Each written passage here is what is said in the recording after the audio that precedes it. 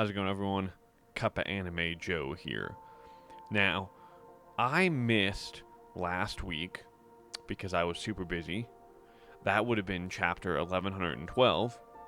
And today, we just got chapter 1113.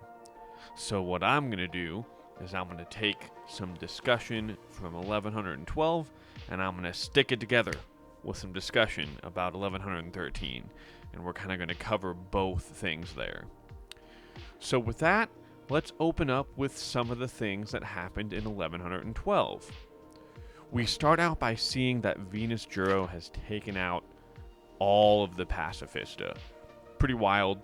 Now, I don't think he actually destroyed them because they don't want to lose the money the government put into these weapons, but he disabled them so that even with Bonnie being at the top of the hierarchy, they can't destroy any more Marine ships or hinder their mission in any other way.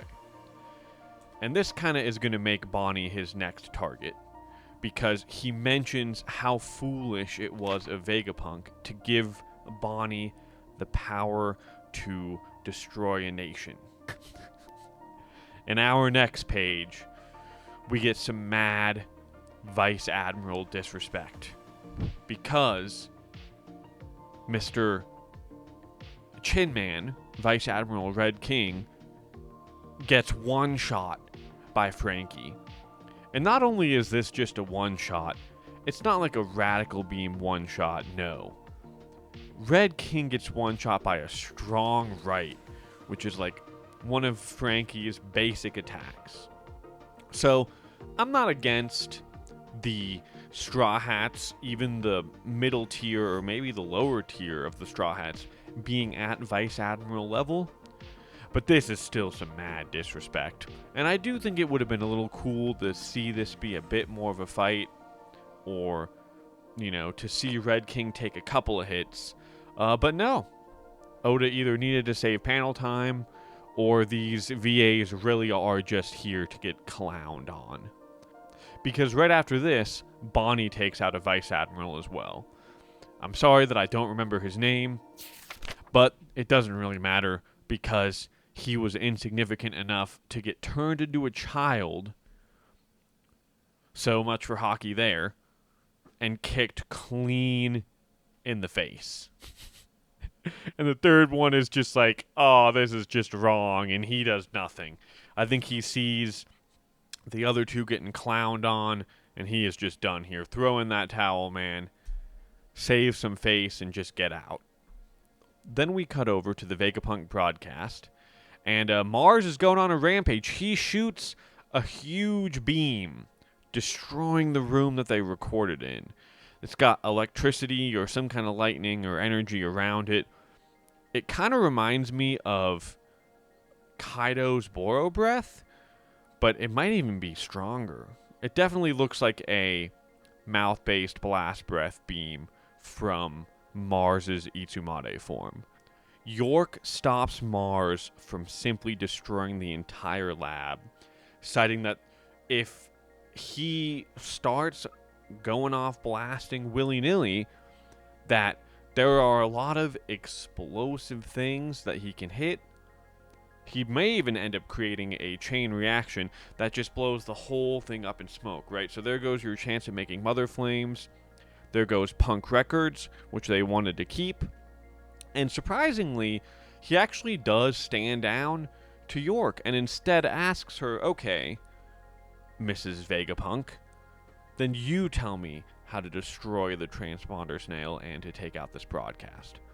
And so what York does then is lead him to Punk Records. We also get a quick scene with Stussy and Kaku. Stussy mentioning that she is going to be the one to lower the Frontier Dome for the Straw Hats when it comes time for the ship to escape. She cites this as her final job, but I'm hoping that she actually survives it. Kaku, still in the bubble. Mars, didn't kill him, but also didn't have time to free him, right? It makes sense. His main focus really is the broadcast. So I am curious to see what Kaku's fate ends up being. Edison mentions that even with Coup de Burst, they're not going to be able to get the Sunny from the lavostratum all the way to the ocean, right? They may end up just plunging themselves into a part of Egghead Island, or even if they did make it to the sea, they would basically be landing into the Buster Call. So Edison says he's got a plan. In some way, they have to fill the shoes of what the Vega Force 1 was supposed to do, which was carry the Sunny to the edge of the island so that it could then coup de burst away. So I'm guessing here that Edison has some kind of invention or plan that's going to fill that role. And he figures out that he's going to take 78% damage from flying through the Frontier Dome. This makes me wonder how he's going to get back through the Frontier Dome, because you can't fit 78% into 100 twice. It doesn't work. So is Edison's final act going to be pushing the thing through the Frontier Dome? Is the thing that he's getting to help them also going to let him just pass through the Frontier Dome? I don't know, but I certainly do hope that Edison survives this. And then we got Jupiter on that suck game. He is just creating a vortex into his mouth. So strong that Dory, Broggy, and Luffy are really struggling to get away. And Luffy, while still in Gear 5, picks up a giant building and just shoves it down that sandworm gullet. We can even see, it looks almost like it was a castle piece, because you can see the castle piece sticking out from behind Jupiter's mouth, and he is just accordioned. He's just scrunched up as Luffy slams this building right into him.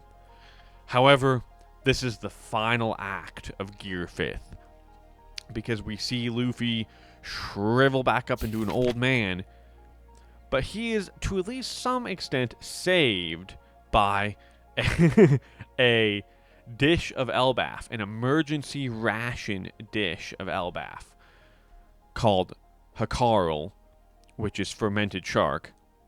And even Luffy is like, blah, what's that smell? He thinks it smells awful. But he eats it, gets energized, but does not immediately go back into Gear 5th. And I think this is important because this will be the third time he's used it, right? So clearly Gear 5th doesn't last very long. They do still have Warcury chasing them, though. So Luffy gives us a good old Gear 3rd red rock right into Warcury's head. And this is very interesting because not only does Warcury just take no damage and look annoyed more than anything, Luffy himself receives damage. So an attack that did put Kaido into the ground has a negative effect on Warcury, right? Because Luffy's the one who took damage, even with his haki, even with the flame. So right now, it's seeming like the Gorosei are pretty powerful, to the point where base Luffy, or I guess in this case it's Gear 3rd Luffy, is not able to damage them. What we don't know is if this attack included Advanced Conqueror's haki, and that might be another game changer right there, aside just Gear 5th. We see Saturn climbing up the clouds to the Sunny. So we got the group with Chopper, Nami, Usopp, at the very least, those three. I think there's a couple more with them, who's about to be facing off against Saturn. And we have Venus Juro take out the giant who was holding Kuma, it looks like. And now he is very ominously standing in front of Bonnie's group, with Atlas and Frankie next to her. Venus Juro's next goal after taking out the Pacifista was definitely to target Bonnie. And this chapter, 1112, ends on Marcus Mars finding what looks like the transponder snail and looking up to hear a glub, glub, glub. Now, we didn't know this before, but now that we're able to jump right into 1113, we learn that that is Vegapunk's brain. And this, of course, brings us into this week's chapter, which is 1113. Marcus Mars is now face to face with a giant brain, which is Punk Records and in Vegapunk's. I find it interesting that his hair is still on there and growing. So I guess it makes sense. He cut off his head, so it wasn't just his brain in Punk Records. It was also his skin and his hair, like the whole top of his head. So we see the bubbling is coming from the giant container that Vegapunk's brain is in. It's stamped Punk Records across. And we see the whole big top part of his head. It is huge. Definitely bigger than he would have been able to walk around or move with. But for some reason, because of how big Punk Records looked, I envisioned it being bigger. But needless to say, this is what Mars saw at the end of the last chapter. And he mentions, then again, what is death to something like this? And he asks, where is your consciousness even housed? So, this brings up a good question, right? Like, the Stella body is dead, but Vegapunk clearly isn't fully dead because of the fact that the Nomi Nomi Nomi is still here. Could his consciousness be placed in another body? Will he take over one of the satellites? Is the reason the Devil Fruit not reincarnated despite the death of the Stella body because of the combination between the separated brain and the satellites? I'm not super sure, but this is Vegapunk we're talking about, so if anyone would be able to figure out a way of circumventing that, it's him. So Mars walks up with the good old foot, and he's gonna stamp down on that Dendenmushi. And then we get another round of looks around the world of people watching the broadcast. We have Mary. Nice to see him again, because in the manga he's actually alive, unlike the live action. We have Kaya looking absolutely stellar. So Usopp's one lucky man. And then the 3 kids from his village, whose names I honestly can't remember. Thing is, they're all together listening to the broadcast because, they, like Fuchsia Village, they don't have a visual Dendenmushi. We get a cutaway to some Marines listening in, saying it's going to start shortly. We have Crocus and Laboon at Twin Capes. We have futuristic island Baltimore, which is where Vegapunk comes from. We also get the Torino Kingdom, which is where Chopper had been sent during the time skip. We got the humans there along with the bird, and they're kind of talking about how Vegapunk is a king of modern science, but that his smarts have also been used to make many weapons. So we know that they look primitive, but they're actually technologically advanced in terms of medicine. But it seems like maybe they've just chosen to keep their advancements in the realm of medicine because they know what might happen if they choose not to. Then we get a fun one of Hachinosu, where the pirates are just arguing amongst themselves. So I have a feeling that the Blackbeard crew is going to be paying attention to the broadcast, but the riffraff on Hachinosu probably isn't.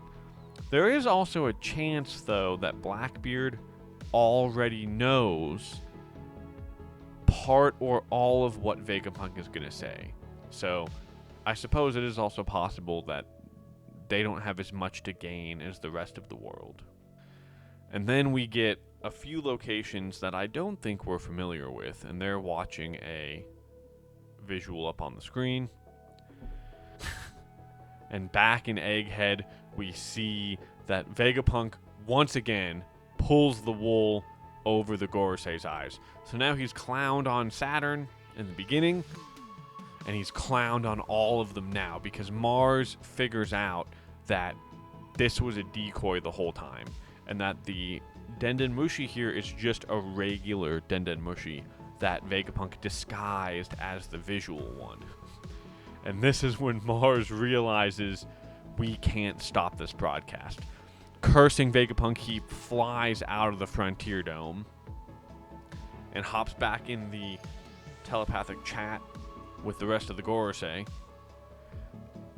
When they ask him, hey Mars, why hasn't it stopped? What are you doing? Because they realize that Vegapunk is actually getting started on his message.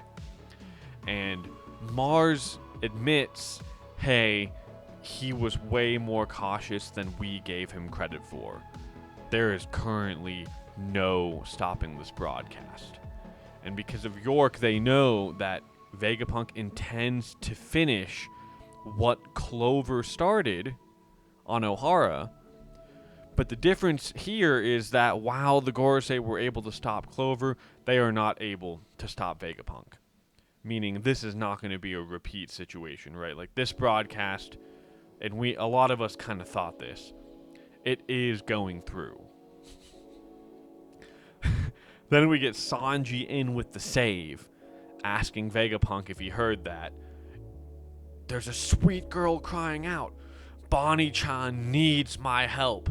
And we get a real badass scene here where Sanji flies in towards Venus Juro, who's about to cut down Bonnie. Now, granted, Frankie was there and he was going to help defend too.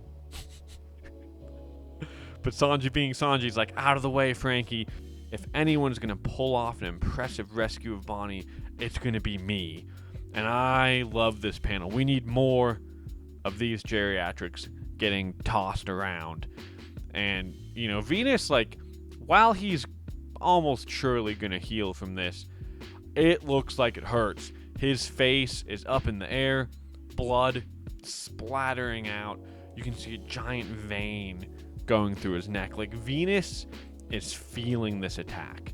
And it looks like Sanji jumped off Venus's sword up into his chin. So he might even have prevented more of the sword swing from going through, while at the same time propelling himself upwards to kick Venus in the face. and he comes in with a great line, we're not going to cut you slack just because you're senile. This is a pirate's fight, you geezer, and we need more of this. We need everyone possible going ham on these Gorosei. However, Sanji gets punished for his transgressions and gets a big old chomp down from the horse part of Venus's transformation. Now, you know, it says like crush, snap. We've seen Sanji get crushed before. Queen crushed him in Wano, and because of his genetic modifications through Germa, he came right back from it. So I am confident that Sanji's in the small handful of people who could survive something like this. Not only because he's physically powerful, but because he is also genetically modified with the Germa recovery abilities and exoskeleton. And then we also have Oimo and Kashi come in. That's great, holding down Venus. So Sanji does get spit out. Sanji does get spit out. And now we have the two pairs of giants we know facing up against the Gorosei, right? We have Dorian Bragi, Warcury, and Jupiter. But we didn't actually see either of them in this chapter. We can still assume they're all still tussling, though. And now we have Oimo and Kashi aiding in the fight against Venus Juro. So, I mean, this is fun to see. Get a little bit of action with the giants in here. We also don't see Zoro or Jinbei, so we don't know where they're going to end up or what fights they're going to be a part of. I even see a scenario where maybe they have to split up, right? Because they're both in the upper power bracket of the Straw Hats, so it's possible they're needed in two different spots. And we also here get what I think is the first instance of the satellites seeing the Stella body, because Atlas catches Stella as Sanji's getting spit out by Venus Juro, and she looks pretty shocked. We got the double exclamation mark. And wow, I did not expect this, but Bonnie is very impressive for a 12-year-old girl. Now she's seen a lot of what Nika can do, which is kind of like re-powered her devil fruit.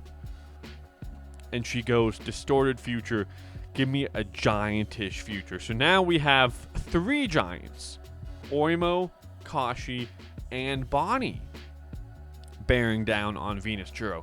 Venus is also a giant, or at least he is giant. He's probably not a giant. So this is just 4 huge people now tussling, and I'm certain Sanji's going to get back up too. And then we get into the broadcast. Vegapunk admits that he knows he's crossing the line here, and that he thinks he's going to get executed for his transgressions. And we kind of, in the past, one of the earlier chapters, thought that the broadcast might have been like a kill switch, right? And Vegapunk confirms this here. He says, this message will be programmed to broadcast the second my heart stops beating. So I'm fairly certain this is confirmation that the original, the OG Vegapunk Stella body has actually died. And that if Vegapunk lives on, it's either going to be with a new body connected to Punk Records, or through whatever satellites might make it out of this Egghead incident. This is a pretty big shock to some of the people around the world, though, because they didn't expect Vegapunk to already be dead upon this broadcast. And we get some few shocked reactions here. Duval, didn't think I'd see him again for a while. Duval's on here, and he mentions that the newspapers earlier said that Vegapunk was held hostage by Luffy. So, unless news gets out in some way that it was the Gorosei who did this, the world might actually end up thinking that Straw Hat Luffy is the man who kills Vegapunk. Caesar ain't too happy. He's like, you're lying, you bastard. And this makes sense, right? Because they just formed Neomads to surpass Vegapunk.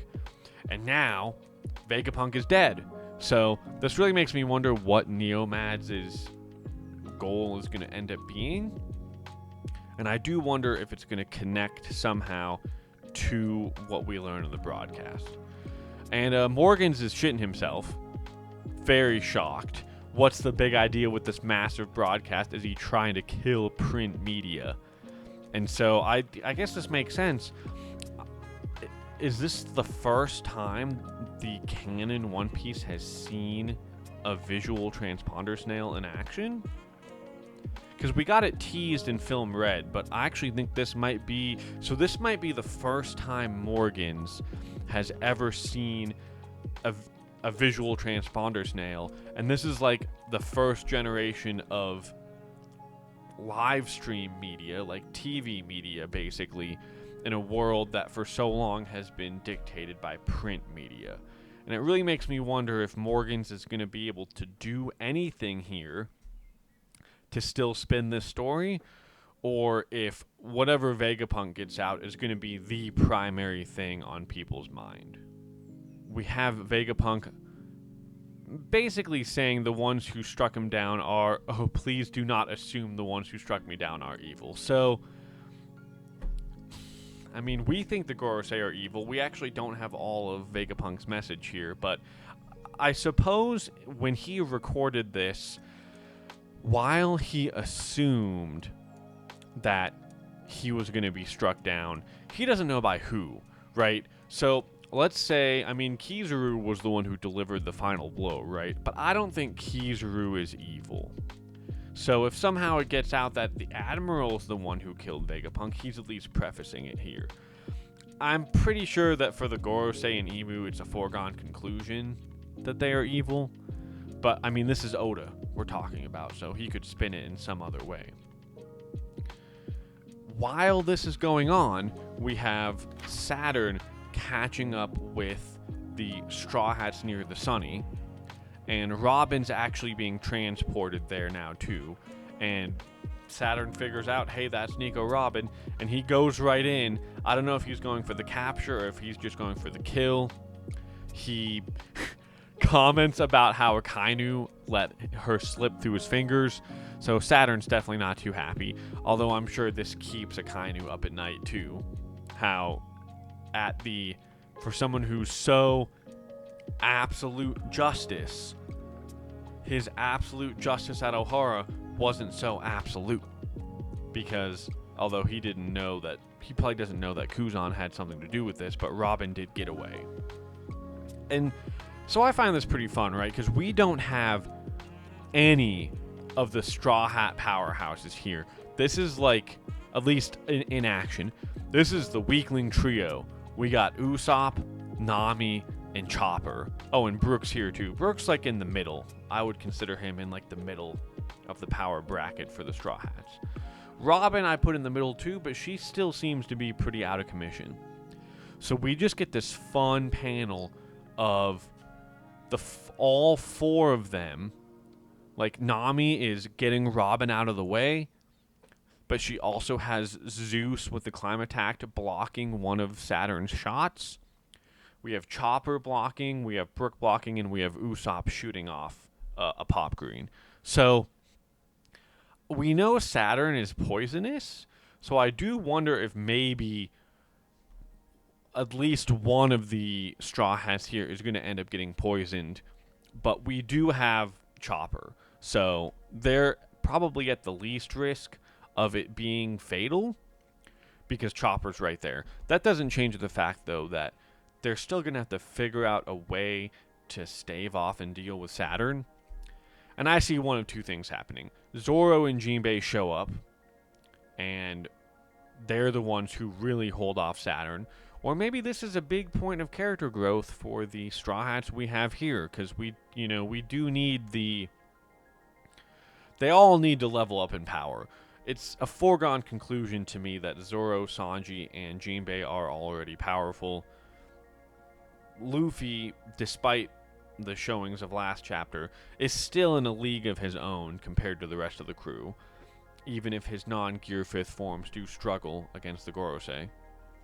And so, yeah, we might have a really good opportunity here to see some of the weaker Straw Hats really stand up and do something against the Gorosei.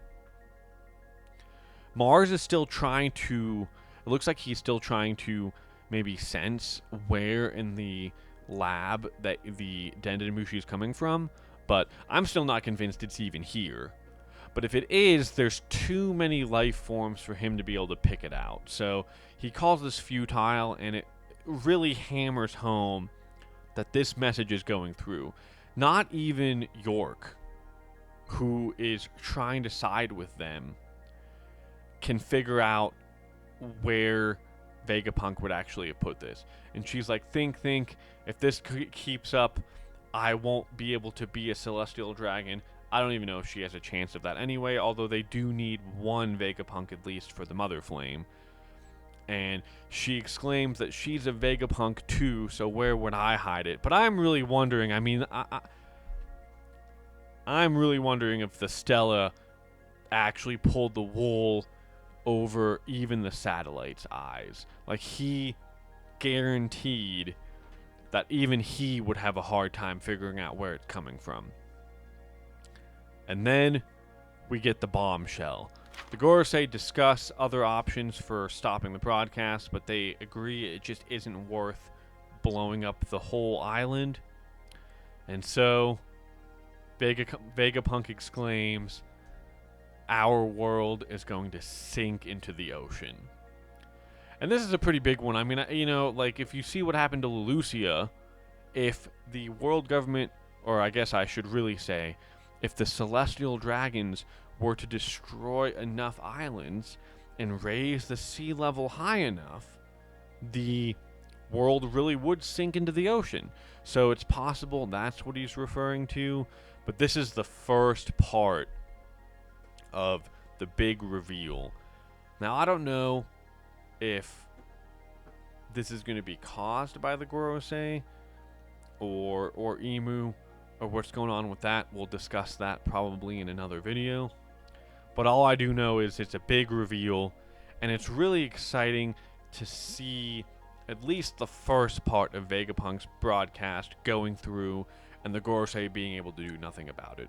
Because I have firmly believed from the beginning, when we first learned about this, that somebody as smart as Dr. Vegapunk should have been able to figure out how to keep his broadcast from being stopped.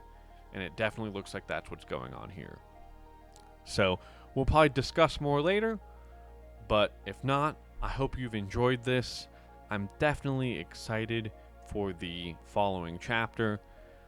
If you like the video, like and subscribe. If you have any comments, share them down below. I'd love to read them. And with that, have an excellent rest of your day.